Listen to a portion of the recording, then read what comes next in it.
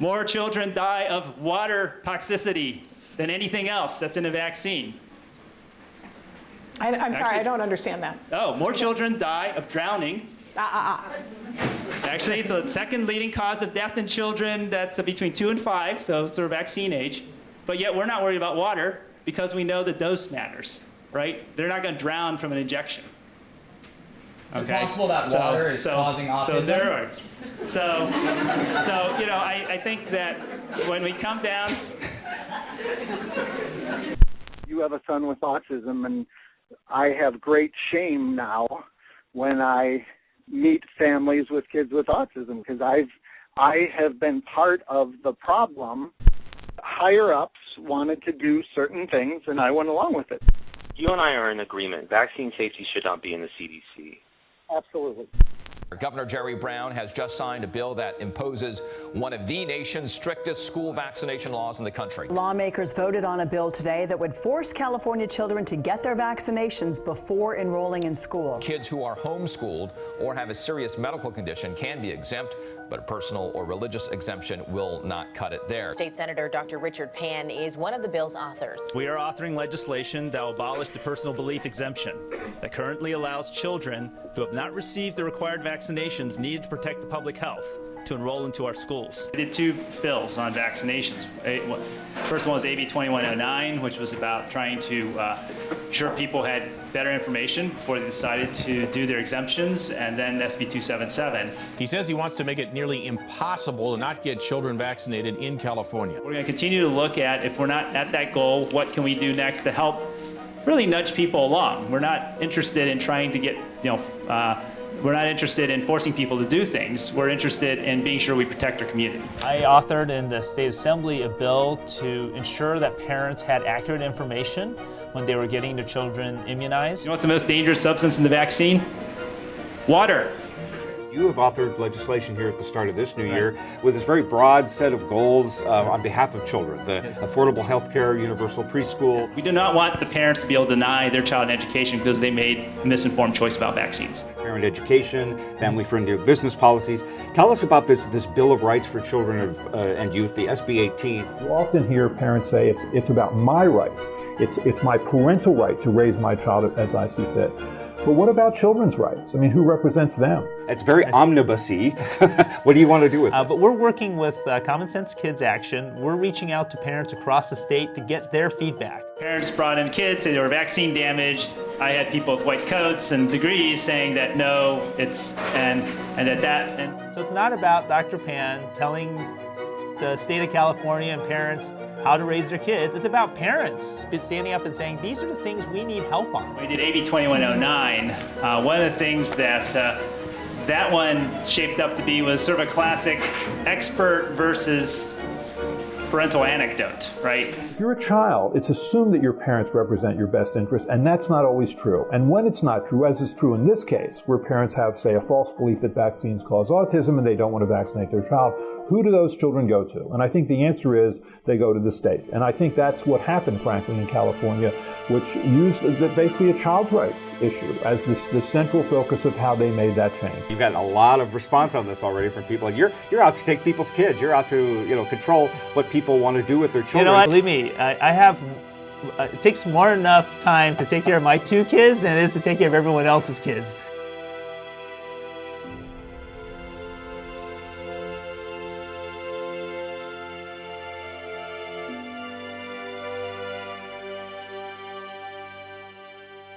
They wanted to see if they could get an interview with you, Paul. Are you up for that? An interview over the Vax bus? Who are you? I'm just a camera guy. No. You're not interested? Are you kidding me? Well, just we could talk about differences in opinion and. You know you can't do that here, right? Get out of here. Get the fuck out of here.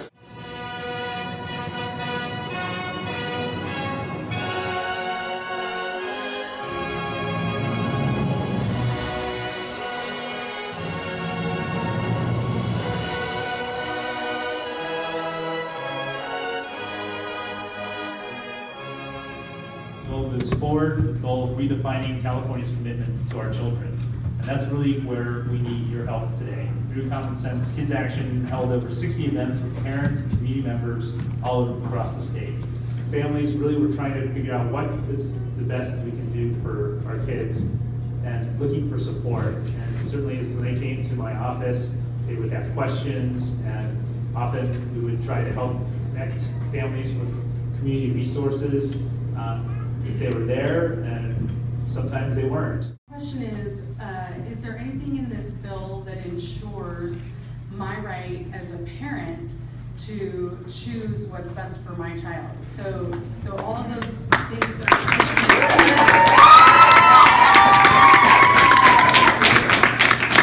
I absolutely think that there should be rights for children, but I absolutely believe that it is also my right to decide what is best for my children. So what is it in the bill that ensures that I will continue to have that right? So there's nothing in the bill that takes away your current rights under the law. So that's, in fact, this bill is about, the reason we're having our town halls is to talk about how we can support parents. That's what we heard from people in the first town hall, as we've heard from providing their current parental meetings that we've had.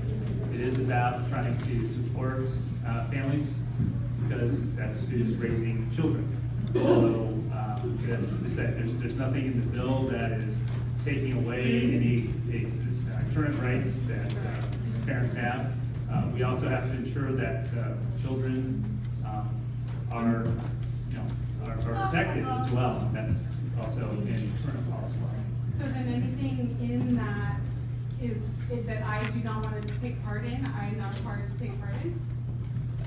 Get it in writing. So yeah, basically, in the bill that I would say, if my doctor says, I think this is best for your child, and I say, no, thank you, am I protected under the law? well, you do have some protections under the law. We do have existing law that says that if the child is being neglected or abused, that the state can intervene, because children also have protections. Right, but what if I'm not breathing enough to my child? Next or I'm question. not... Next question. We want to make sure everyone gets 30 seconds. We have about 100 people who want to speak. My name is Maria Izquierdo, and like you can see, he has severe autism. He's a kid where he's like 5. My concern, especially, I'm divorced, so I came in actually from Silver City, New Mexico, looking for better services for him. Still having issues getting it, but I have to say, I came here because Landmark Academy is part of the Sacramento, and it's the first private autistic school in the whole United States, so that's good for you guys. And also California is one of the 5 first states, so that's good through Medicaid. But even though with that, I'm actually having issues, and that's why I'm here. I want to actually get more involved, so that way I can make sure he can get the services that he needs, and what is going to happen in this bill that has to do with him. Just to let you know, I'm still waiting for his services. And actually yesterday, and I don't know how I'm going to deal with this, but he actually yesterday left from school. He has a one-on-one all the time, and they don't know what happened. Still don't know what happened. So I'm not taking him to school until they fix this, and I don't have, that's the problem. I'm by myself with him, and I don't even have a lawyer that I can get to disability. Right? I just left a message. This is really a whole problem, completely. And I know we met last night at the Superintendent Search Forum. I'm really hoping that you'll follow up with Sac City Unified. I think ultimately what we're looking at is how can we ensure your son is successful. And I'm very sorry to hear that you've been having the challenges that you have, but I know that you got the contact information from one of our other board members. We are looking at fragmentation of services, as you know, that often what happens is that you have a child with autism. They, of course, get special ed through school. They should be getting, actually under state law that was authored by my predecessor, Senator Steinberg, they should be able to get access treatment through their health coverage as well. You also have developmental services, but sometimes all these different groups don't talk to each other, right? So you're going to Alta Regional for your developmental services, right? Your child's at school and they're in special ed. You're getting some other therapy through your doctor or someone else, and they're not talking to each other. And we're trying to figure out how we can pull that together. So that's one of the reasons that I requested and chaired last year the Select Committee on Children with Special Needs to look at these different silos and help figure out what we can do to work with parents to try to eliminate the walls between the silos and work and trying to communicate with the different agencies to get them to talk to each other more. Because certainly I understand that I've taken care of children with autism and worked with their parents and have tried to work with them to help overcome these barriers. Thank you. My name is Ramona Garcia. I'm a retired public health nurse from the state of California. And you see that I'm disabled. I'm in a wheelchair. I had polio when I was 7 years old. And so I worked hard on the immunization bill. We still have a big hurdle because it's going to be at the Supreme Court. We need to get children immunized, and I know there's a backlash and people that don't want that. But when you don't immunize your child, the ones that aren't immunized because of their disabilities could die. So everybody needs to do their fair share so we have everybody safe in our communities. Thank you.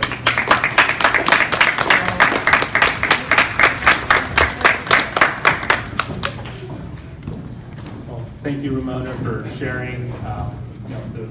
We want to be sure every child is safe at school, and that includes children who cannot be immunized because they may have an immune suppression, being treated for cancer or some other condition, and so we want to be sure we keep every child safe at school. Thank you.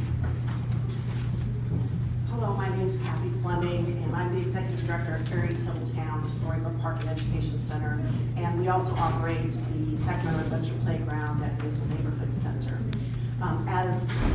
And I'm also on the Board of Directors for the International Play Association's U.S. chapter. As educators and as child advocates, I know that you all know that play is absolutely essential to healthy child development. And so I'm asking if you can please add the right to play to your bill.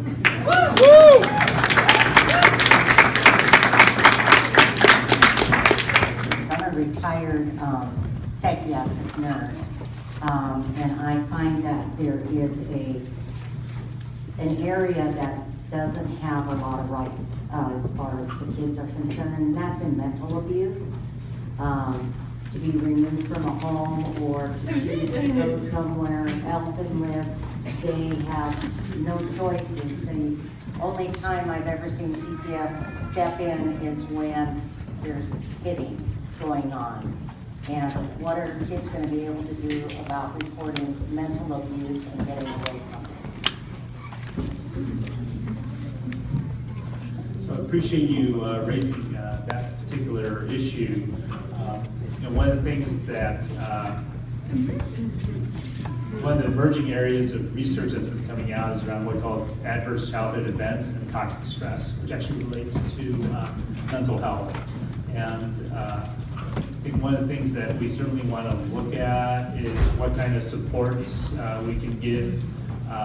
So there, in some senses, when you talk about mental abuse, the question is what's leading up to that, and is there a way we can help support parents to, and our other caretakers to prevent that from happening in the first place, right?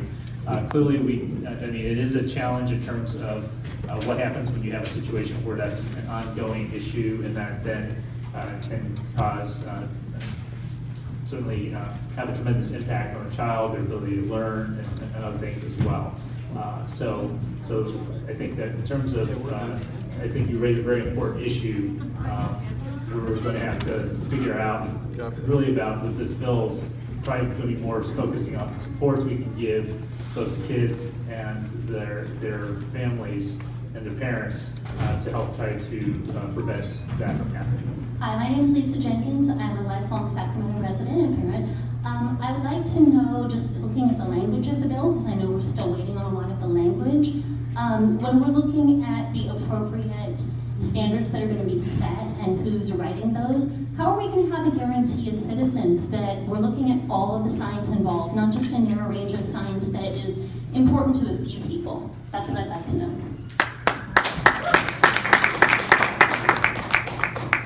So basically, again, as a bill, it will go through the legislative process where it goes through hearings where various people can have an opportunity to testify on the bill. We are, of course, working with different people to get the research. The Right Start Commission looked at the research that's out there. What we do is we look at where the consensus of the scientific opinion is coming through based on studies that have been done in a variety of different fields. That's how we develop the science. How we develop the recommendations that we have through science. It's through researchers, not just one study, but multiple studies. And where do those studies all collectively say that you get to that's going to be best for our children? So that's what will help us inform that. But actually, the other process we're doing is the one we're doing right here today. We're hearing from parents across the state at town halls and forums, and including ones like this one.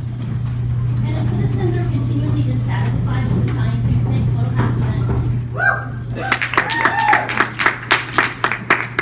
You can certainly express your dissatisfaction. I think science, though, will speak for itself.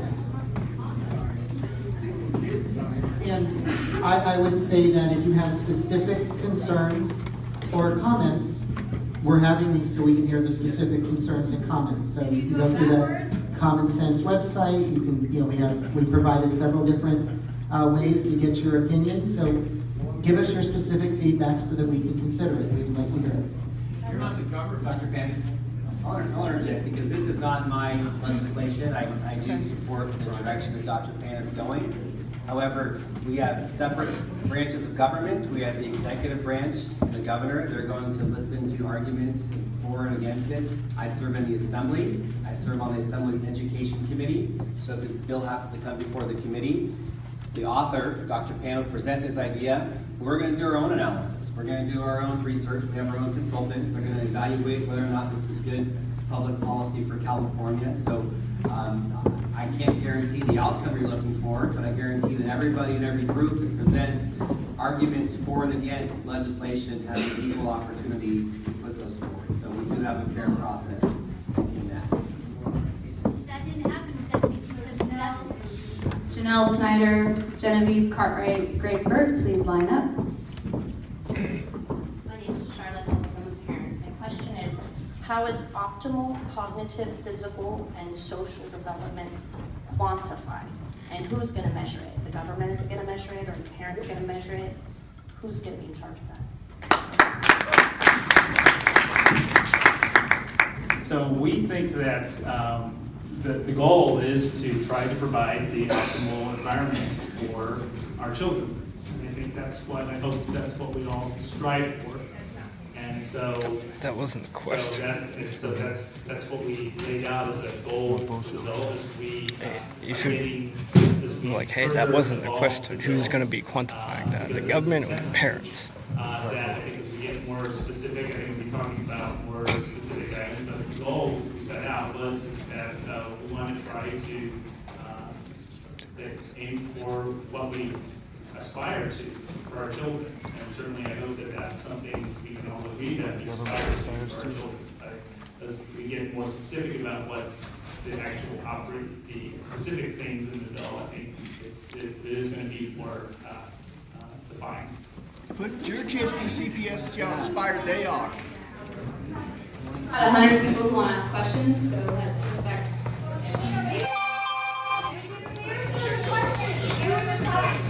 What's the specifics, Tommy? I would say that there are amendments coming very. I am going to answer the question because we're the sponsors of the bill. So that it does. So I'm going to say this.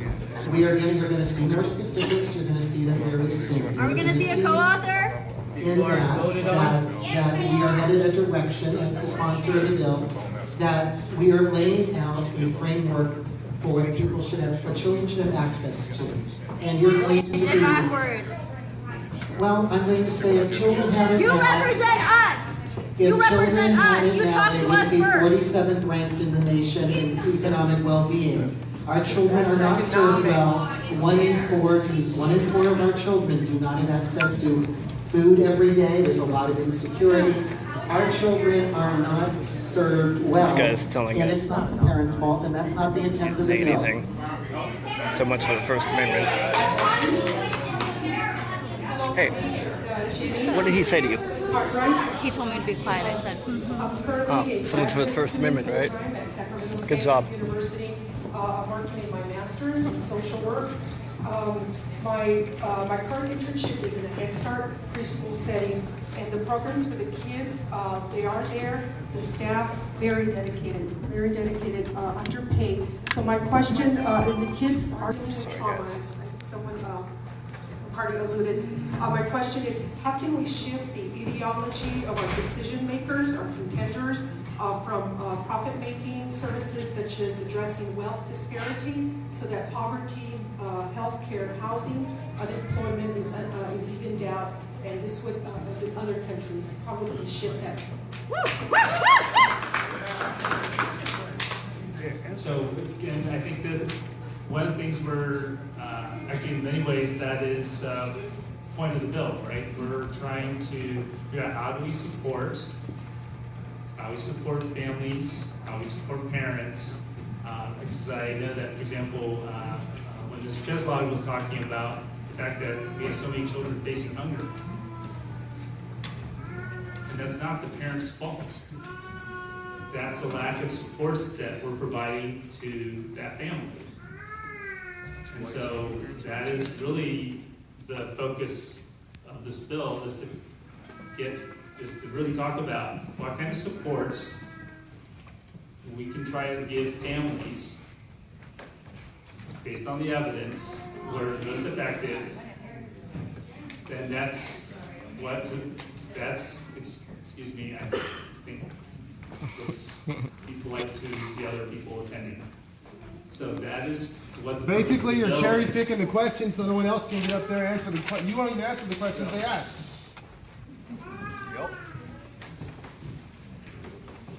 You're cherry picking the questions, and we're tired of it. That's what we're here for. We're the parents. We want to get answers, and you're just giving us some politician people statements. with comment cards that we're prepared to take as I many see you as we sitting can up there before cherry picking them right 7:30. now. So let's go through this as quickly as possible with all the people who've done comment cards. Excuse me, sir. You can't yell out like that. We're not going to get done. You're not going to get to know me because you're cherry picking them right now. I'm a parent of 3 kids, two girls, 14, 16, and a 9-year-old boy. I live in Elk Road, California. I'm also part of an organization called the California Family Council. I'm getting frustrated because they're What I not appreciate about answering raising my the children question. is I She asked the question, who is responsible for that? decide how to You didn't catch it, educate I don't them, have to hear anything. parent them, and I appreciate that freedom. So I decided to homeschool my kids through till high school. I did not send them to preschool, but I have 2 girls now in high school and they're getting straight A's. And so the point of that is that there's all kinds of different ways to educate your kids, and I appreciate the freedom that the parents have to make those choices.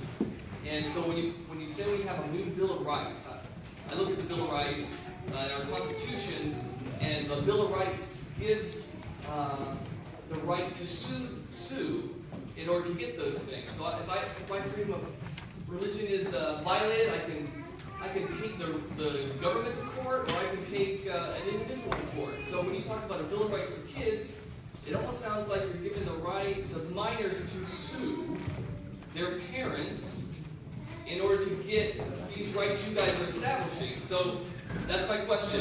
Is this bill going to give kids the right to sue their parents?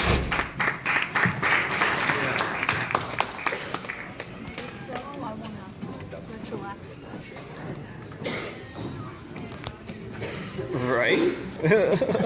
I view this bill, this debate, as not about the rights as far as suing a parent or government, but as far as what rights do kids have as far as investing in the next generation. I realize that many people here don't agree on one principal issue, and I get that. But there's 95% or 99% of the other issues that we do agree on, that we're shortchanging our school system. We're 40-something a nation in per pupil funding here. Our California colleges and universities, we built one college in the last 20 years, and about 15 or 20 state prisons. And so our investments are backwards. And so that's what this bill and our advocates are supporting, is how can we push forward a kid-centric agenda to make sure that our focus in California and our investments are focusing on our youngest people in society. That's what our future is built upon, and that's what we want to invest upon, and that's what I think this whole exercise is about. Linda, Kingsbury, great. Is it Gabe Silva, Adrian Castle, Ron, Debbie Bird? Fuck yeah. I don't believe so. There's nothing in the... I don't believe so. What kind of answer is that? So when you write out the bill, you'll make sure that's in there to close any loopholes? Linda's turn. Hi, I'm Linda Kingsbury. Yeah? I'm a Okay. Force One Thank special you. advocate working with foster youth. And my question is, I'm wondering how many people, or how many of the funds that you anticipate from this are going to the foster youth, and why aren't we getting them already?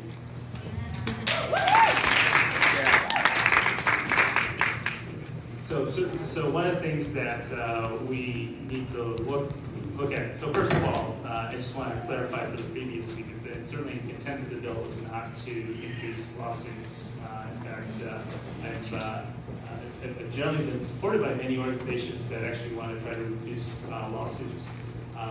So in terms of foster youth, we're facing many challenges. As a pediatrician, took care of many foster youth. And we've been trying to work to figure out how we can provide more supports to foster parents, how to try to put in better systems in place as well. A lot of, again, foster youth are on programs like Medi-Cal, other state programs, and we need to look at how to improve the quality of those services, the programs that are serving them. I know that my colleagues and I have worked on many pieces of legislation to try to help. One big issue has been the transitioning of foster youth from foster care to adulthood, where basically they face a cliff, right? Suddenly all the services get turned off, and usually at age 18, which is not the usual age in which people can. Right.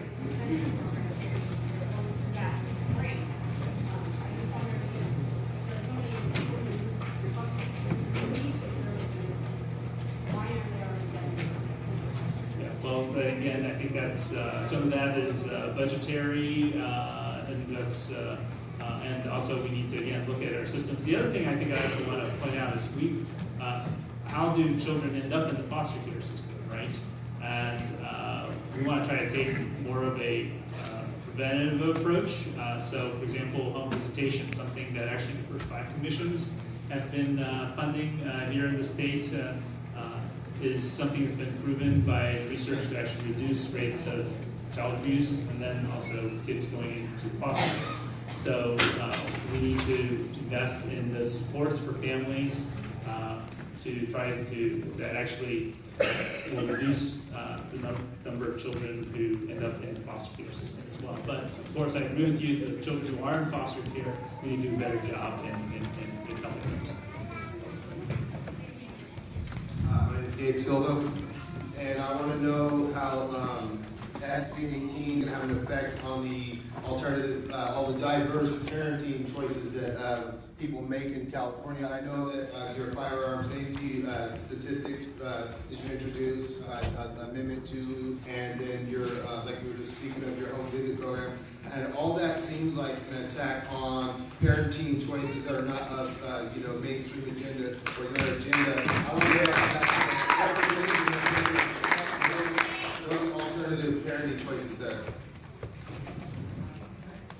So So I think, given the tenor of several of the questions, I think I want to again make it clear that the purpose of the bill is to provide supports to children and their families.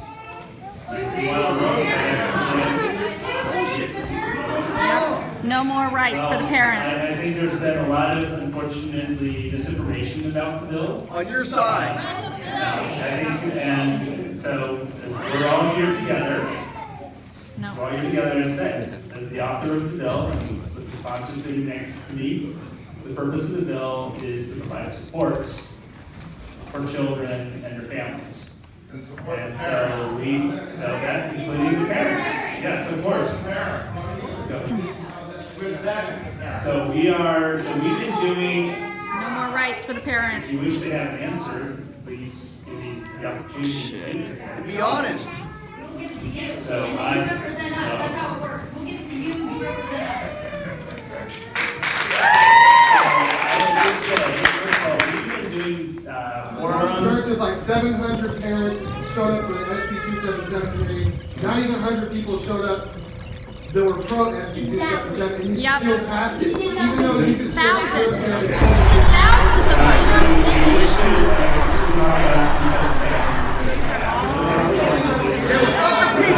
because they're bots. So anyway, let's talk about this bill.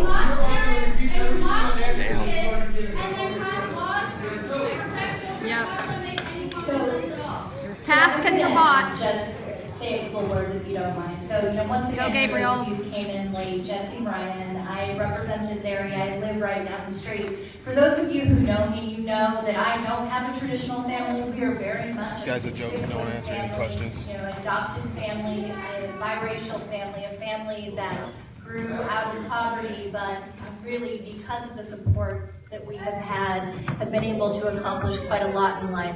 What I want to just bring the group back to is outside of the conversation for SB18, I think we have a shared agenda, which is a recognition that these are very difficult times at a federal level, that a lot of fundamental rights for all people, including our children, are being questioned.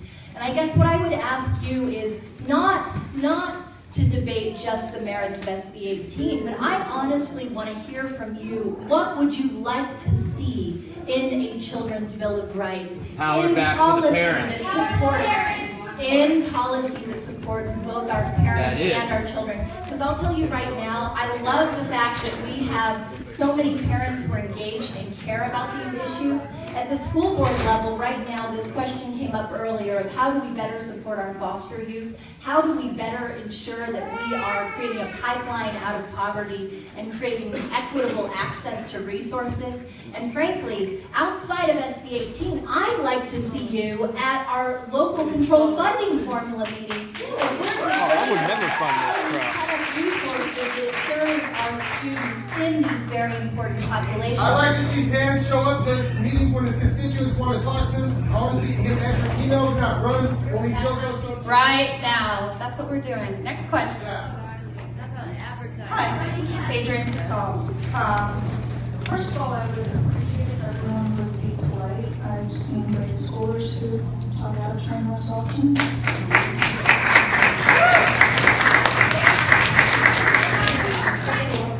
Pretty sure I saw you talk out of turn. I would like to know how this bill is going to protect LGBT plus students. So again, this bill is about providing supports for children and their families. We know that LGBT plus youth are exposed to more bullying and suffer more like you do on your website experiences, suffer more from stress as well. I think that we will be working with, we have existing laws that not to say that there aren't there's additional work to do there, but I think that the idea is that we want to provide supports to families, to children and their families, and so that they can get help in particular including LGBTQ youth, and to be sure that they can get the sort of supports and help that often is currently absent. And so that's where that would fit in this particular bill. But I think in terms of the larger sort of policy arena, there are also, I've certainly worked in my career to work with my colleagues to try to have specific protections for LGBTQ plus both youth and adults and children. And I would say from our point of view, we've had some conversations with parents throughout the state and with Senator Gann's office around if there are particular threats, especially from changes in federal policy that need to be codified in California law, that this could be a vehicle to do some of that as well, and have partnerships with other members of the legislature to make sure those points are made. So as you're seeing things happen, if you have specific recommendations, we are absolutely wanting to hear them, because supporting those students, supporting those children is a big priority for us. Thank you guys for having us down and for giving us a chance to ask questions. My name is Debbie, and What happened to being I have polite? an adopted son that we adopted at age 7 from a very traumatic, very hungry background. So I want to say, first of all, that I fully agree with your purposes behind this bill, though I'm not sure if this bill has been in place, it would have done anything to help him. What has helped him the most has been us advocating for it and letting them make such a 5 seconds. The part of the bill that says to form healthy attachments with adults responsible for their care and well-being, how will that affect family court proceedings?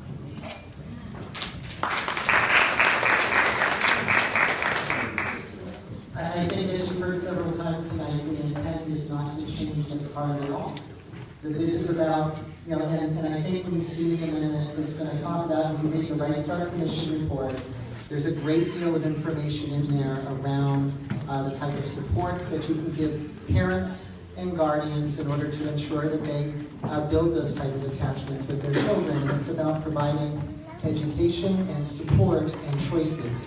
And so I think that when you see the amendments, you're going to see that that is the direction we are headed, and we are not looking to, as the Senator said earlier a couple of times, change those areas of the law and change the rights parents already have. The law is already there. That's not what we're looking to do. We go back to the question about foster care.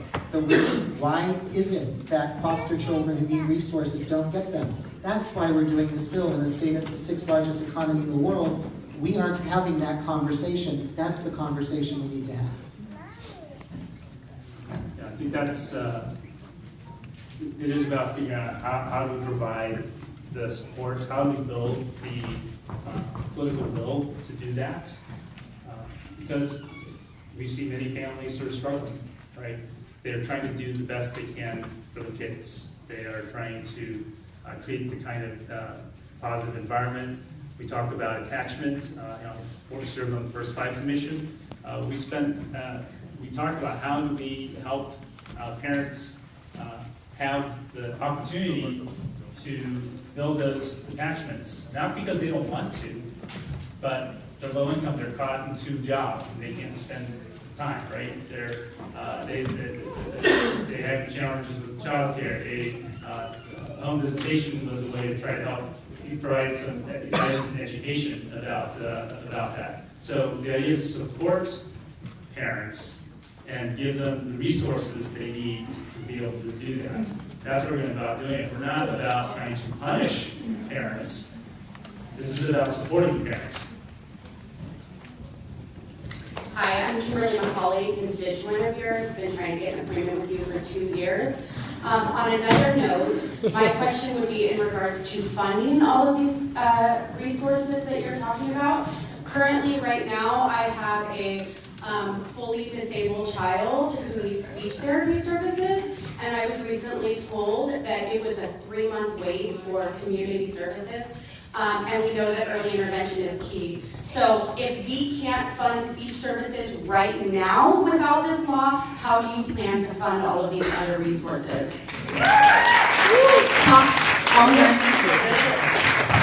Abbott, Albert from VHC, and Scott Rothenberg, please line up. So that certainly is part of the work of this bill, is actually to get resources, right? Because as you pointed out, as we pointed out here in this panel, we are behind. And so we need to figure out how do we get those resources, right? And that's actually part of the conversation.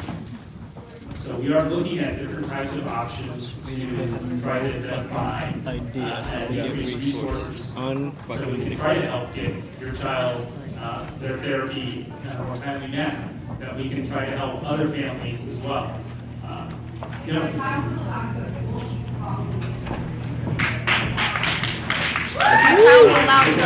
then that's what you just said. Those resources. And I just wanted to chime in here. I'm trying to find the right time to do so.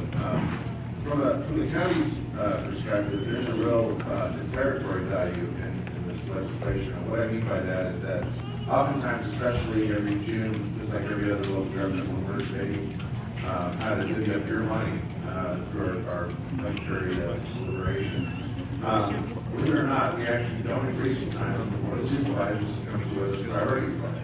With a, generally speaking, with a Bill of Rights that declares the state of California's intent to focus on children in various aspects, whether it be health, early education, it really does help us at the local government level to really rely on a new announcement, if you will, by the state of California about what their priorities are. We oftentimes in county land are dealt with these conflicting mandates, some of them unfunded from the state, even as the administrative arm for the state.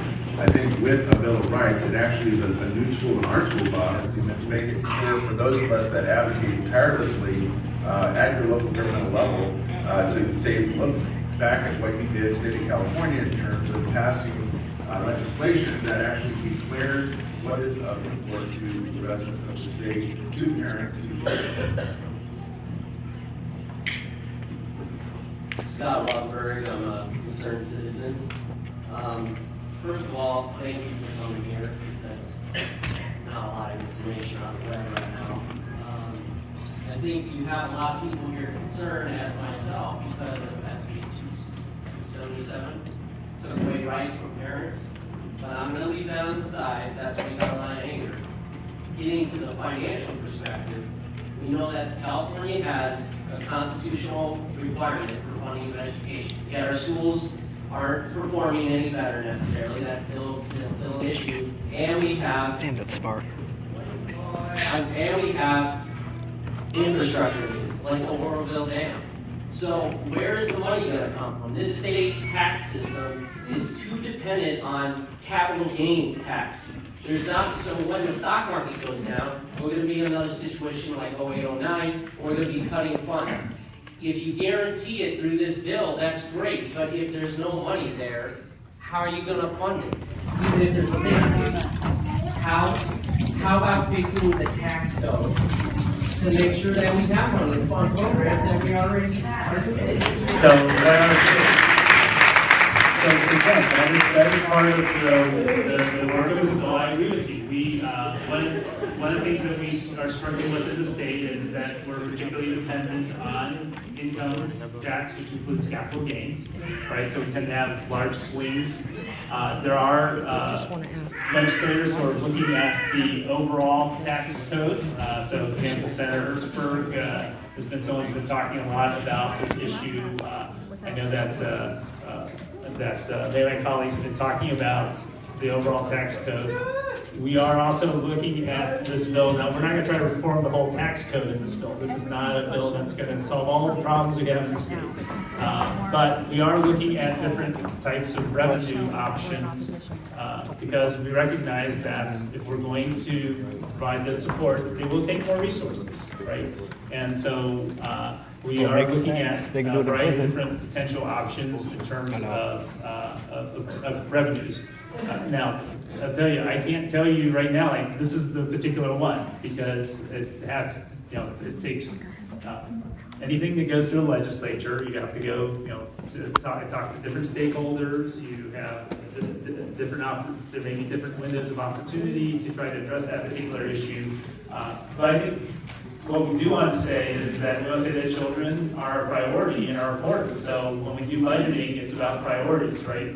And we have a lot of things we need to do. But we want to say that children should certainly be, near the top or at the top in terms of our priorities. And these are the things, and this is why we're doing these forums like today, is to get feedback from you, and also in terms of our communications to my colleagues, to other stakeholders about about how we're going to try to identify the kinds of revenues, as well as what are the services that we want to either enhance or add to help again support children. Education hasn't been a priority.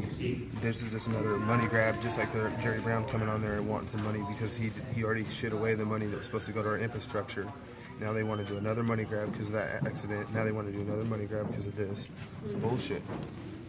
Responsible for the money. Let's bring it to a college grad. So I took the same oath that you took. I'm assuming it's a public official. Basically, my main concern, beyond I'm just going to make a statement that Dr. King said that a budget is your moral obligation. So when we talk about these budgets and all that stuff, what we really should be talking about is our moral obligation to the children. And I know this isn't a budget for me, but we talk about the budget as if it's an entity that decides these things. So looking at the budget, you need to actually put that in the moral purpose.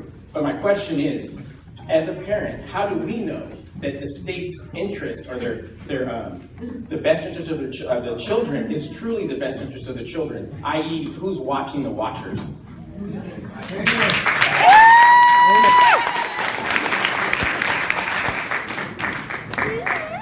Who's bought by the watchers?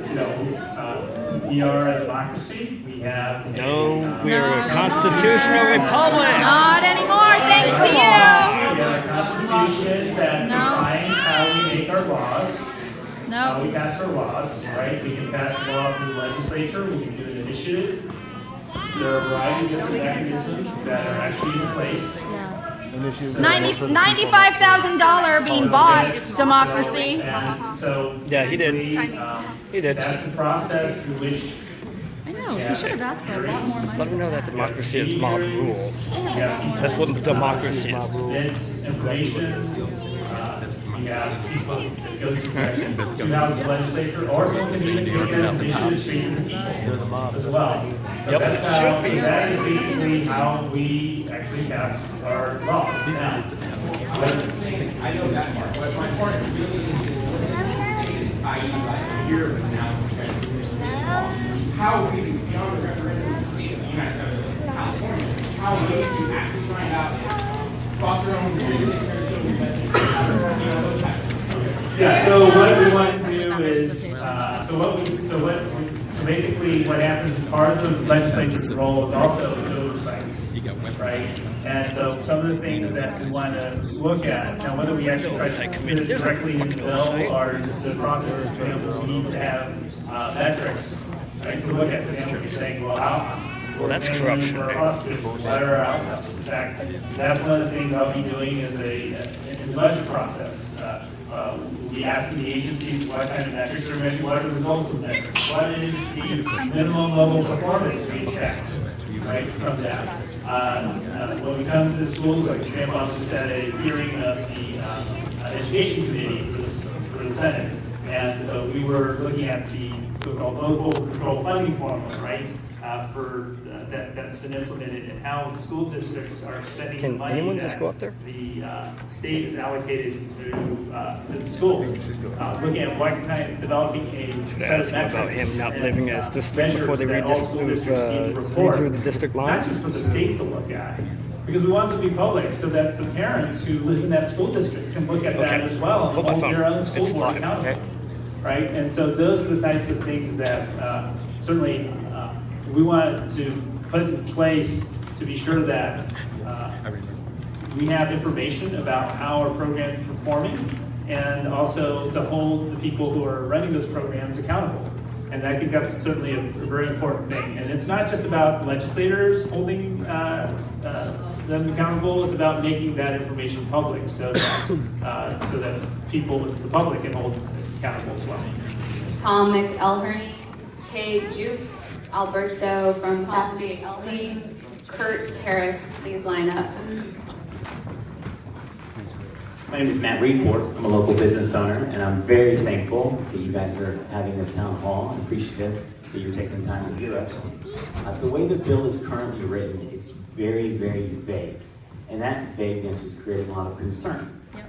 And the way it's written, it looks like the control is going to be turned over to the government, and the choice is going to be taken away from the parents.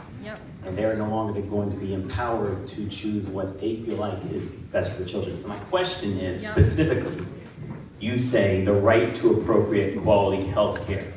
How do you define that ongoing, and then what's the penalty for a parent not following what you or anyone else decides is appropriate?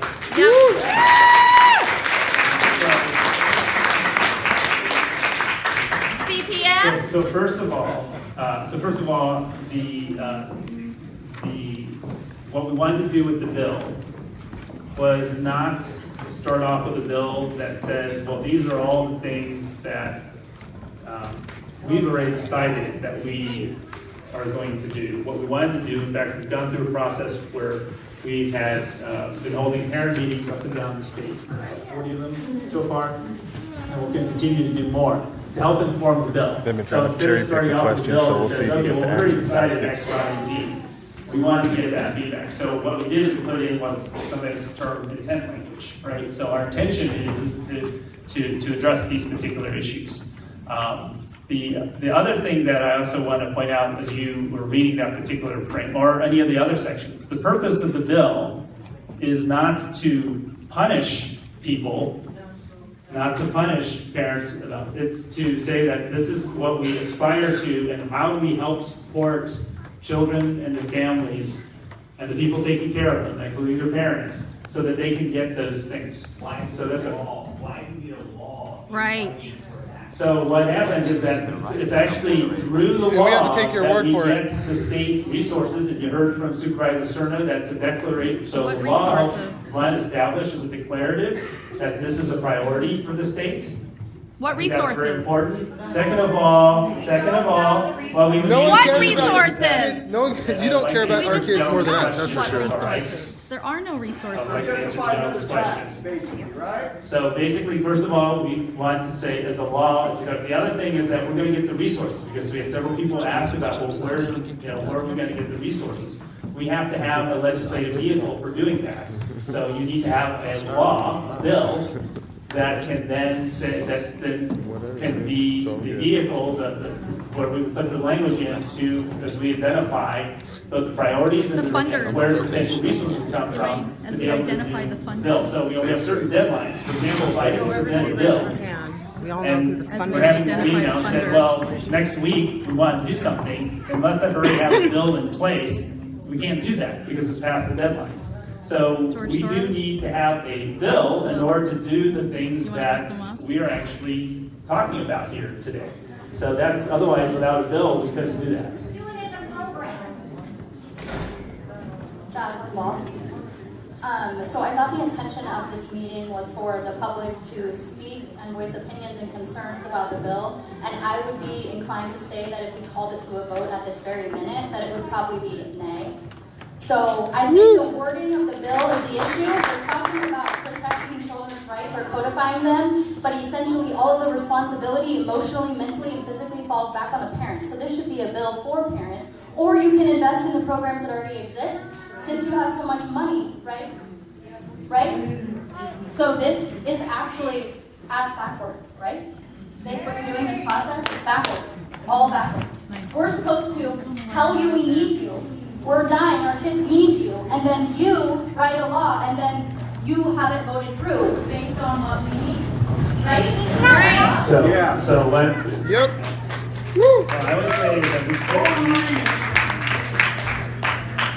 first of all, I would say is that we've heard from many parents that they want to have, they want to have legislation and work to help support that they're struggling, that they need, they want help. And that's what the purpose of this law is. I appreciate that some of you here may feel like you're doing this fine. That's great.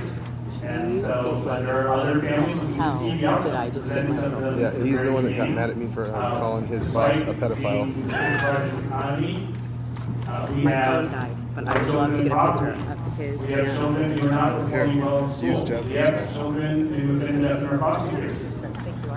So there is certainly still work to be done to help support families, to help our children succeed. And that's the purpose of the bill.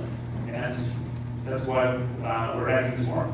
I would just add to We don't support it. our experience Let's vote. kind of the last 5 or so years, trying to tackle the issue of the disproportionate death rate in the African American community.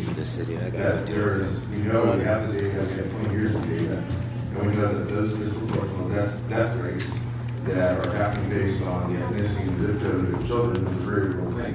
Again, from the local government perspective, to have something greater than what we have now, which is a set of disparate, I think, initiatives at times, coming from the state of California, disparate directives in terms of what constitutes comprehensive child welfare.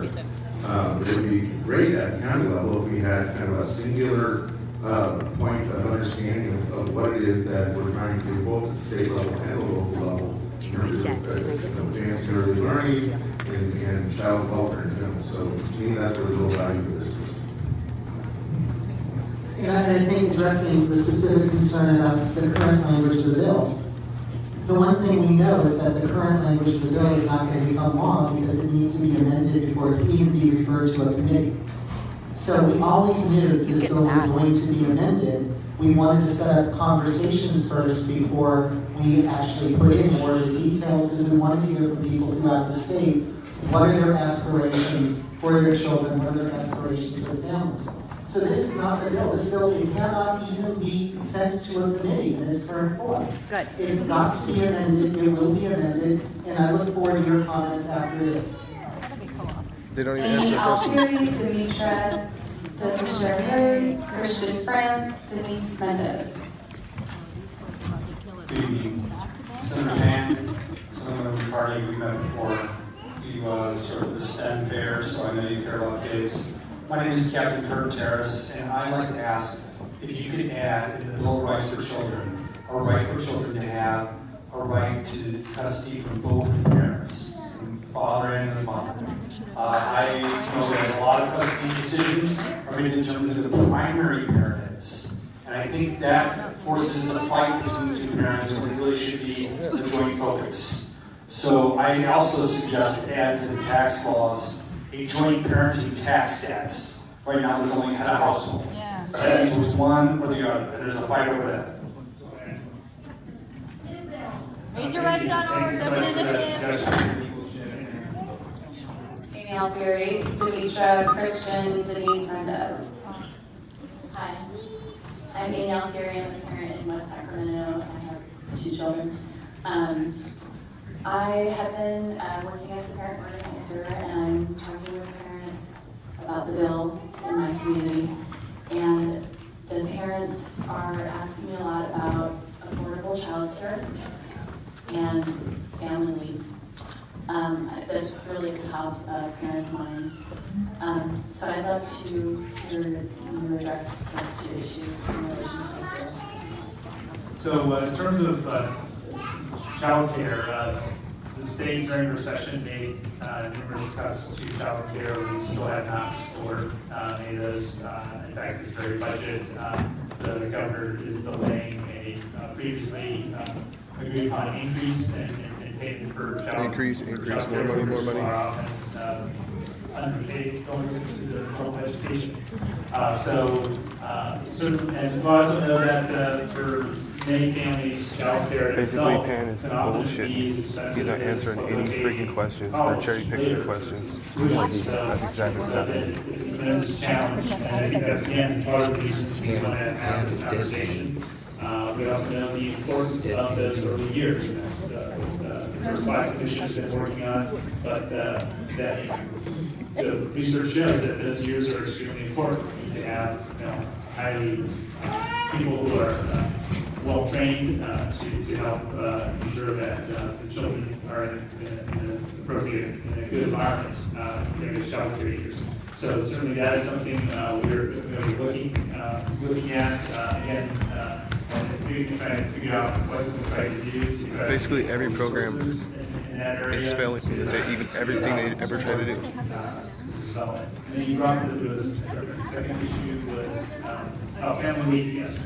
So family leave certainly is something that's come up in the legislature. I think we did try to pass a family leave bill last session. That's something that the other day my colleagues are continuing to work on, getting that time to talk again about how we create that environment where the parent can develop that positive relationship, that connection with their was a newborn after they're born, or actually other times as well. And so that's something that we know is very important, and I think we're going to continue to work on that policy. Hi, my name is Tanisha. I'm a mom of two in Sacramento. And I do appreciate you guys clarifying the current vague language, because that was my biggest concern. I'm sure most of you guys, if not all, do not agree with my certain parenting style. I homeschool, I did home birth, and I don't vaccinate my children, and I'm proud. That is a concern to me, to make sure that my choices for my family, while it may not be the same for other families, are also heard. And there isn't anything that's going to be specific to the bill that will encroach on those choices. So there's nothing in the bill that we have a right to an education in the Constitution. There's No, we nothing in the don't. bill that there's No, we don't. education in the state Constitution. There's nothing in the bill. Not unless you're forced vaccinated. That you cannot, homeschool your child. You choose to do so. I think there are certain standards for homeschooling in existing law, right? Actually, there's nothing in state law that says that you have to vaccinate your child. Unless you don't want your child to go to school. Even right now. So there are, because we have to protect all children in school, there are certain, that's right. Like you have to protect children, like infant structure from dams so bursting and basically, killing people. again, the intent of the bill, and I just want to repeat this, the intent of the bill is not to try to punish parents, right? Because the intent of the bill is to try to support parents. And so so this is not about saying, well, gee, if you decide that you we're supposed to believe the government. Homeschool your child, that we want to come after you, or that you did, we have existing laws about abuse and neglect, right? I mean, there are certain boundaries there. You decide you don't want to feed your child. At a certain point, the state may say they need to step in. But if your child is doing well, and the gentleman before who talked about how well the children doing, the purpose of this bill is not to go and say that there's only one way to parent your child.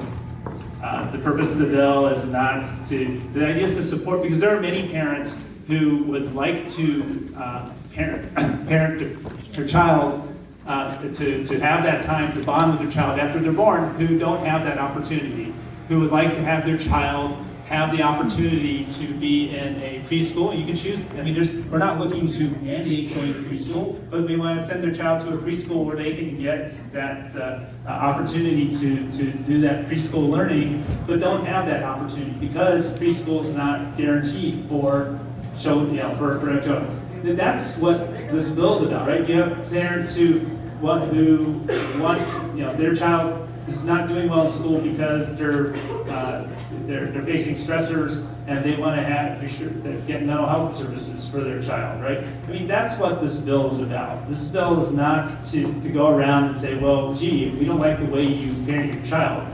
The purpose of the bill is to support children and their families, and that includes their parents, so that those children can be successful. And that's really what we're trying to do. And because there's so many parents who don't have that opportunity because those supports don't currently exist. No, thank you. No, I appreciate it. Thank you. My name is Denise Mendez. This is Georgia Senator of Canada hoping you'll be able to answer it if that's what a forum is for actual answers. According to the bill, the first sentence is, existing laws provide for the care and welfare of children and youth in various contexts, including childhood welfare services, foster care and health care, nutrition, homeless assistance, and education. My question is, if existing laws already exist, are already there, why do we need additional laws for the same thing? What are the state's guidelines in wording for the best interest of the child? And will it take into consideration family structure, culture, and beliefs? So the purpose of the bill is... Let's see if he actually answers it. And as you heard from Supervisor Cerna, one of the things that we wanted to do with the bill, and the reason we put in the bill with the intent language, right, that we started off with, is to set a marker and say that we believe that children should be a top priority for the state, right? I mean, and when we say children should be a top priority, that we should have, that children have the opportunity to get the health, to have the optimal health, the education, and so forth, right, as a goal. And being able to set that as a marker. It doesn't provide. Now, also what we wanted to do is that we didn't want to go and start off with a bill that actually had a list of 20 programs right off the bat that we were going to be putting in. Because actually what we wanted to do is that instead of me sitting there and pre-declaring in the bill the specific programs, and that's part of the reason for the, I guess, the vagueness in terms of the specificity, that we wanted to go out and hear from parents. And that's what we did, you know, and we're still doing that. You know, it's pretty funny. So first of all, what we don't have in law is that we don't have this declaration that children are a top priority. We also, as I mentioned earlier, we need a vehicle, right? We need a vehicle. For example, if we wanted to expand the program, if we wanted to put in funding, because people asked about resources, right? If we identify there's gaps in current law, that's what this becomes a vehicle for. So, because after all, I know a couple people asked about, well, what about the money? We are actually looking at that. And that's one of the but you need to have a bill in order to put something to address that issue. You can't do it without a bill. If you have a program, you need to make a modification to the program. That actually has to go through legislation. So why not modify the existing one? I believe I did answer your question. But I would just add that statement that you read from the bill is actually a statement that's put in there by Legislative Council on every bill. There are existing laws covering all of those sections, absolutely. They're not good enough because otherwise the situation our children face in the state wouldn't be so dire. So virtually every bill will say that there are bills covering, that there's legislation covering this. This is needed to add on to what the supervisor said, which you heard earlier. So that section is actually put there just to note that there are things in current law. We think we need more, we need to do something better for our children because the outcomes they have are not good. Chelsea Clayton's on their board. Sean. Yeah, and I think that that's what you're going to see in the amendments that we promised. That the current bill we've heard is vague. So I know we have a gentleman, but let me answer again. I mentioned before, there are bill deadlines too. So if we want to have a bill that we're going to address this year, we have to submit a bill with intent language for the deadline. And then we can put in the amendments, and then we can put in the other specifics in there. That is why we had to have a bill, and that is why the bill had to be actually ready in place. So we already have laws on the books that pretty much protect kids. This seems like to me a gross government overreach to get inside and pretty much to steal the kids because if we raise them differently than what you think that we should. Now, how are you going to make sure, because this bill, this whole thing is ripe and ready for corruption on every single level. So how are we supposed to trust you when you guys have been going around the blocks to go and pass bills that we never wanted passed? We didn't ask you to pass them. I can be loud enough. The thing is, none of us trust you. We don't trust you. Don't make this decision to yourself, your legislation. Government overreach. Next question. Government overreach. I'm sorry that I have to disagree with you. My name is Dave, and I'm a constituent of yours, or a new constituent. You mentioned that oversight's going to be done by you guys, right? Do you have an oversight committee? So the legislature does perform oversight. Actually, the ultimate oversight is actually to the public. So one of the things that we wanted to do, as I mentioned earlier, was that we like to try to get more metrics in for measurements, right? So on performance, and also have that information available to the public. We also want it to be presented in a way that's sensible. One of the things, for example, when I was on the education committee, we were looking at the metrics for what school boards need to report.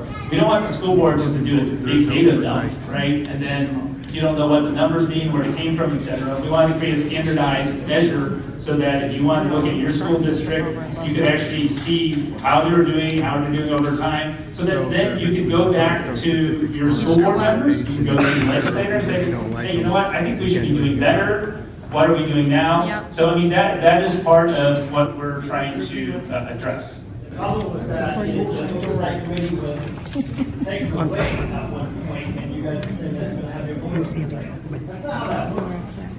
Which oversight committee was taken away? Take down. 2 years ago, that building alone has gotten rid of. I don't know which committee you're referring to. Okay, next question. If you have a committee, if you could provide the. Hi, members. I'm Tom McConaughey, I'm a teacher at Burbank High School. I appreciate all of your service very, very much. Public health is a notoriously good way to get a return on our investment. I hope members of the panel could point out some of the ways that you see in the future a child's Bill of Rights could pay benefits to the state to help its bottom line. They look at our children like a return on investment. So one of the things that that's why Peninsula Partnership makes so there's Pepsi actually a large body of research. Ford, Dr. other things that are trying to reach consumers. Nobel Prize-winning economist, That's the return on did a study investment. looking at the rate of return of investment in high-quality corporations got together and showed that the economic return. Now we want to do this because it's good for kids, but the economic return is actually greater than the growth of the S&P 500. So greater than our stock market. It's one of the best investments we can make in terms of rate of return. So you know, a lot of the investments that we're You like how they about, never answer a question at all? yes, No, they didn't. They act stupid because they are stupid. But they will Straight up stupid. return many-fold as we move forward. You know, Californians made an investment in higher education, right? Where we actually had a master plan where essentially said, if you want to UC, CSU, community college, that essentially was, you have to pay your living expense and so forth, but the cost was minimal to none, right? And we're still benefiting from that today, that investment. I think we can be equally as bold now as Californians were back then. Oh, this is bold as you can get. In terms of trying to provide the kind of supports we need for our children, and there's actually a body of evidence to show that those investments will actually provide a not only of course a human and social return, but an economic return to the state as well. So they can show, economic I would return, just but not dovetail on what the exactly. senator said, that I think, especially looking through my county lens, it's kind of a twofold value of investment. You have the investment certainly in early learning and the early cognitive development that manifests itself later with children that are going to excel They're going to start attacking the kids before they go to have better chances at higher incomes, which has that direct positive economic impact to our local and state economy. However, you also have the added benefit that you're not going to have more dependence upon costly services, again, administered mostly through the county, to address problematic, elements of not having access to early learning, not having access to early health care, not having access to healthy foods, exercise, play time with your parents. So again, I look at it from those two vantage points as both the cost savings and the economic growth potential. And the only thing I wanted to add, and I really appreciate you asking that question, You know, I think it really amounts to this idea of invest now or pay later. So, you know, I'm very passionate about access to higher education. And the reality is we know that for every dollar we put into public higher ed, we get a $4.80 return. Unfortunately, we have, over the last decade and a half, invested at a higher rate in prisons than we have in higher education for our kids. And so the message we need to be sending to our children is our dollars reflect our values. And if our dollars reflect our values, then we're investing in childcare, we're investing in quality early childhood education, we're investing in public K-12, and we're investing in having universal access to post-secondary opportunity.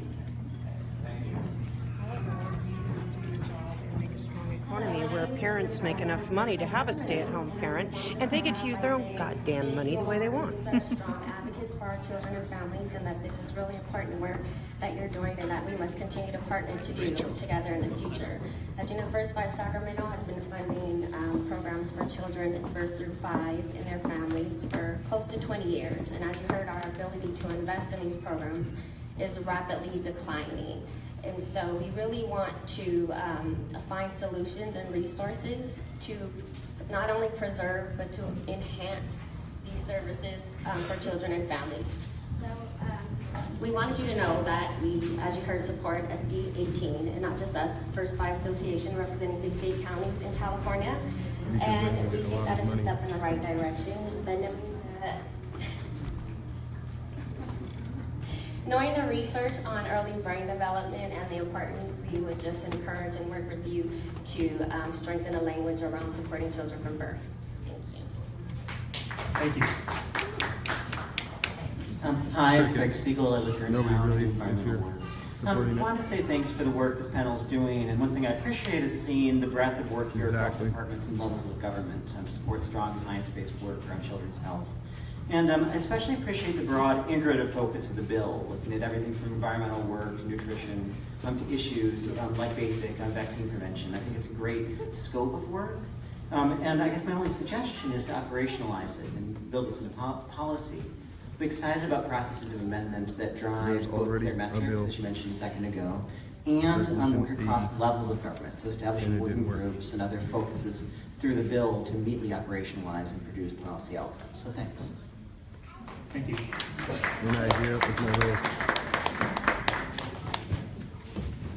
My name is Catherine Duran, concerned parents of Elk Grove.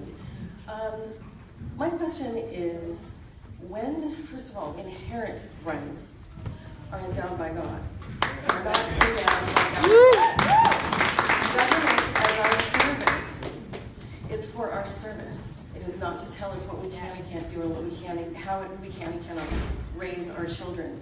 So my question for you is, what is the constitutional basis for this? And when do we have it? When do we have government codifying rights for parents? For children. Amen. Well, thank you for the question. I would say that actually there are rights codified in state law, there are rights codified in federal law, there are rights codified in the Constitution. And even in the Declaration of Independence, Thomas Jefferson wrote that. So why do we need this? Part of the purpose of government is to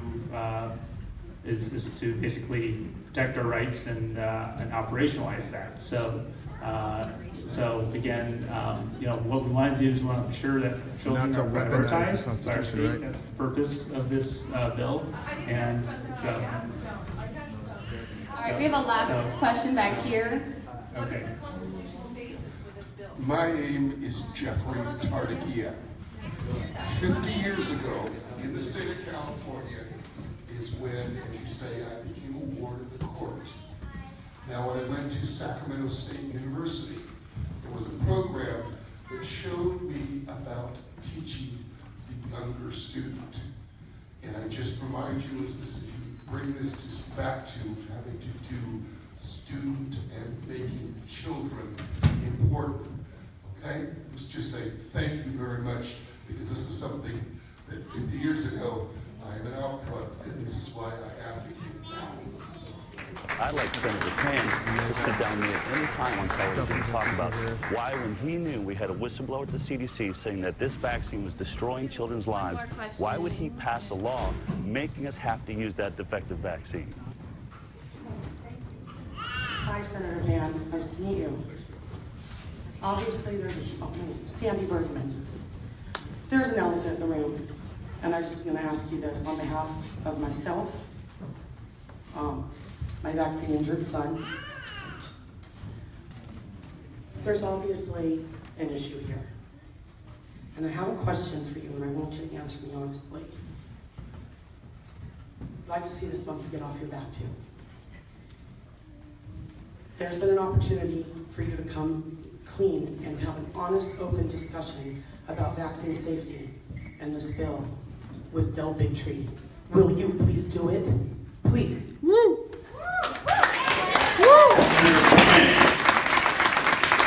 Why'd you run, man?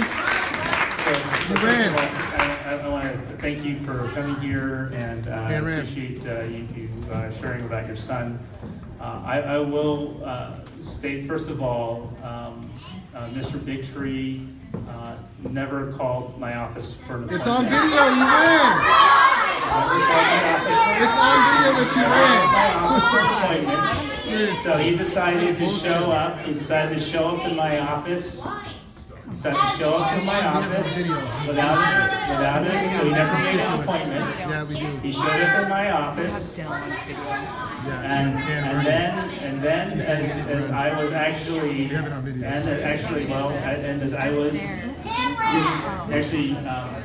perhaps you might want to ask, I'm trying to give you an answer, ma'am, but the audience is interfering with that.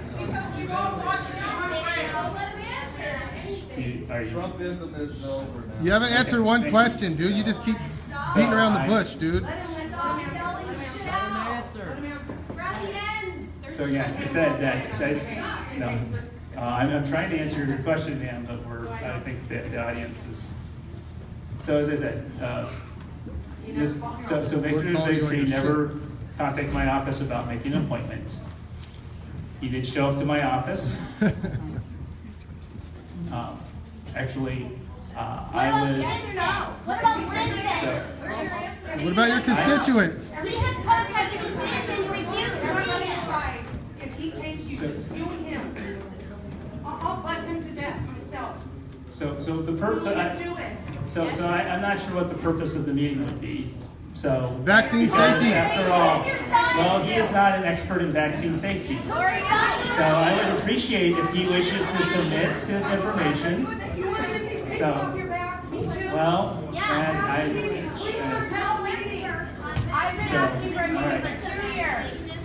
have met with many people about vaccine safety, including Robert F. Kennedy, Ryan Hooker.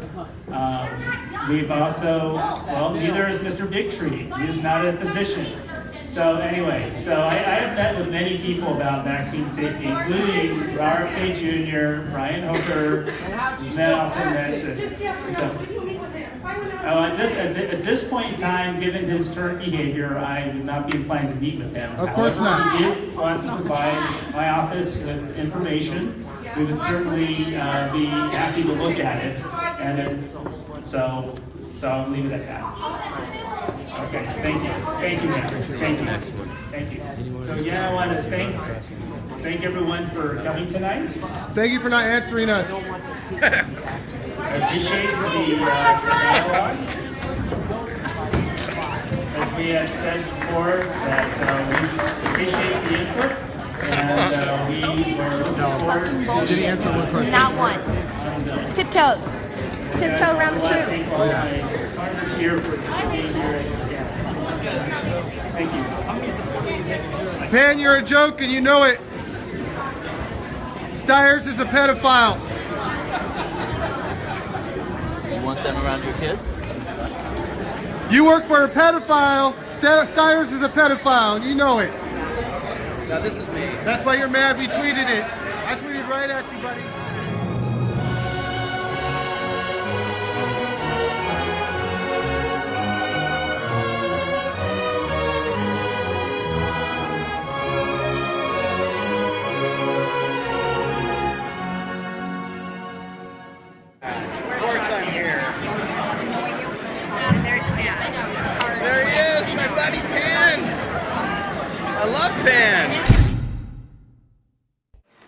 I'm a constituent of yours. My daughter is the one that can't get any speech therapy services. Yep. So I was wondering if you might be able to help me out with that.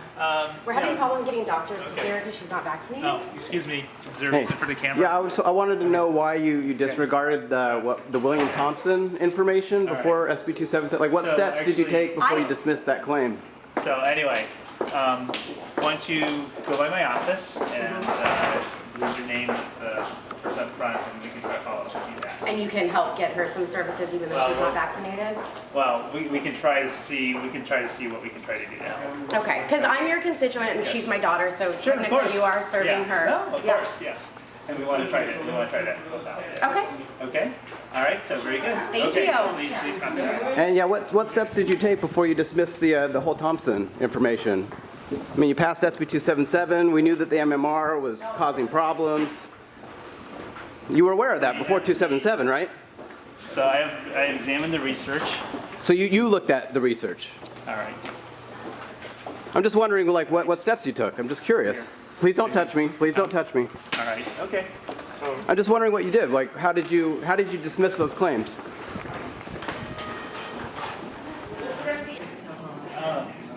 You want to answer the question?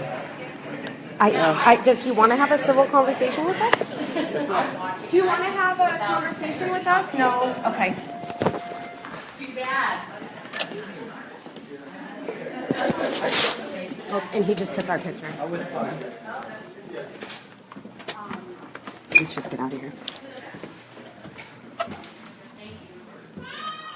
You want to tell everybody what just happened in there? Senator Pan grabbed Josh by the arm.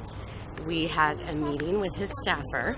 Oh, hi. And she's like, hi. And we asked them to add some screenings onto the newborn testing for vaccine injury. We walked in, Senator Pan was there in the office. We left the meeting and we were standing outside talking, and Senator Pan came out into the hallway.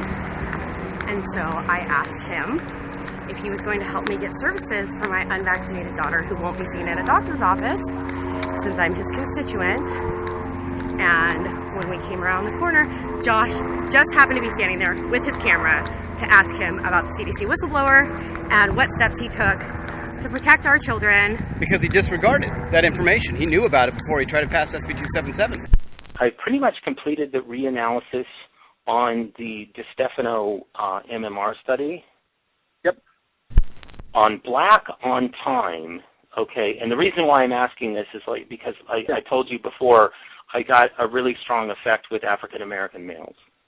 Yep. And I saw the effect. It was statistically significant at 36 months as well as 24 months. Yep. It wasn't as high as at 24. Obviously, it was like 1.73 or something. The final cleared manuscript was just, the most, whitewashed discussion ever. Oh my God, I cannot believe we did what we did. But we did.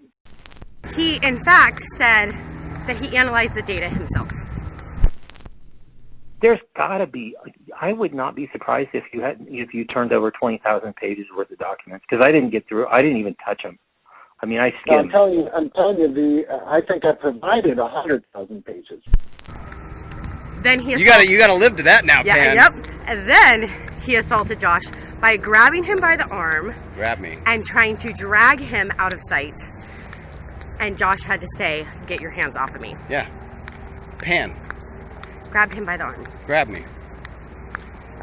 That kind of intimidation will not work. It is not acceptable. I am a member of the press.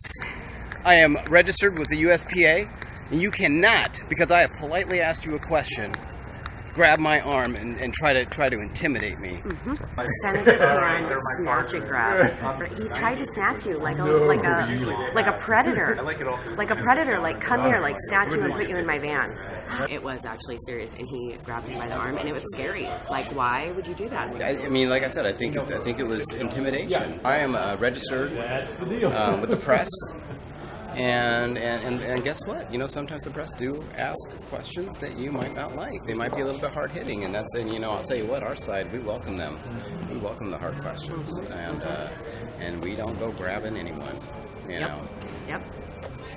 Could you imagine if I grabbed him, or if he grabbed him by the arm and said, "Come here"? You would be strung up right now. We would be. Okay, so some people just tuning in. I very politely asked him a question, and he grabbed me. I had to ask him to take his hands off me. I've called the police, and we're heading back in to file a police report. We had a meeting with Senator Pan's rep, and we were asking for possibly some new legislation. That went fine, and we left. We saw Senator Pan on the way out, and I would have asked him then, but he was on the phone, didn't want to interrupt him. And left, and we kind of hung out in the hallway for about 5 minutes, and he came out, and she asked him a question, and he was very polite to her and answered her question. Then I asked him a question. I don't think he loved my question. It wasn't rude. It was polite, and I was slightly persistent, but not harassing in any way, shape, or form. And he grabbed my arm, and I had to ask him 2 times to let go of me. We know thimerosal causes ticks. That's been demonstrated. You know, that's been demonstrated in the big studies. I can say confidently, I do think thimerosal causes ticks. I'm not sure about the rest. I don't know, but I will say that ticks, I can say ticks are 4 times more prevalent in kids with autism. So there is biologic plausibility right now. I really do believe there is, to say that thimerosal causes autism-like features, and that's the way I would say it. I don't know why they still give it to pregnant women. Like, that's the last person I would give mercury to. Yeah. It makes absolutely no sense, and it's a full 25 micrograms. CDC is so paralyzed right now by anything related to autism. Right. They're not doing what they should be doing because they're afraid to look for things that might be associated. So. Really what it needs is, for Congress just to come in and, say, give us the data, and we're going to have an independent contractor do it and bring in the autism advocates and have them intimately involved in the studies. I will say, if I'm forced, if it comes through legitimate channels and I'm forced to answer questions, I'm not going to lie. I basically have stopped lying. The fact that I can talk honestly to you about this now is so freeing. So I'll just say that. Good. I'm glad to hear that. The effect is where you would think it would happen. It's with the kids without other conditions, without the comorbid conditions. Right. What is said in these closed-door meetings? I mean, do people say, "Oh, well, this is unacceptable," or is it just, do they always say, "Oh, this can't be right," or? I wish I could tell you the quote that was said, but there is a specific quote about this very finding that will be etched in my head for life. Okay. And you don't have to tell me it. That's fine. I understand. I'm not going to tell you it. It was one of the other co-authors. Okay. And it is etched in my head for life. We realized that simply having experts there and simply trying to debunk the misinformation that was being presented, actually sometimes the misinformation was so extreme we didn't have to bother debunking it. So anyway, there's still a lot of shame with that. So when I talk to a person like you who has to live this day in and day out, I say, well, so I have to deal with, a few months of hell if this all becomes public. No big deal. I'm not having to deal with a child who's suffering day in and day out. So that's the way I view all this. I'm completely ashamed of what I did. That's that. And just keep saying that. We know thimerosal causes ticks, because the CDC never says thimerosal doesn't cause ticks. The CDC always says thimerosal doesn't cause autism. So you have to take it off that. And I really do think it's a public relations campaign, but I also have to say, these drug companies and their promoters, they're making such a big deal of these measles outbreaks, and they, now they're making a big deal that polio is coming back, and polio comes back all the time in third world countries. It is it's like a never-ending thing where there are 50 proposals. One of the studies is on prenatal infections. And I started asking questions. I'm like, who's doing the prenatal infection study? And she said, Lisa, and Lisa has invited Diana to participate. I'm like, you are having Diana Schindel as a co-author on a childhood infections paper? While she's in Denmark with her boyfriend? I just, you don't know how insane this all is. This is just absolutely insane. So then the Marshall and my supervisor, it's Laura Sheave. I don't know if you've ever seen that name. Yes, I've seen Laura's name before, yeah. Yeah. So anyways, the two of them are looking at it and they're like, oh, maybe you're right. Maybe that is a bad idea. This is a state senator. A state senator grabbed him and tried to drag him. Like, I just said to him, I'm not sure what he was trying to accomplish. Like, what was he trying to accomplish there? He was like... Well, right, what are you doing? He was like, here, come here. I really think that was intimidation, because what are you going to do? Like, march me all the way out of the Capitol? Like, and again, like, why don't you just answer my question? I need to press charges against this person. You can't do that. You can't be trying to intimidate a member of the press for simply asking a question. Right. It's not okay. I asked a question. I asked a question. That's it. Hey, you asked a question. I asked a question. Okay, so the difference between you and me, you asked a question, I asked a question, and I shot it on camera. Correct. But I am a member of the press, and I was persistent, but I was polite.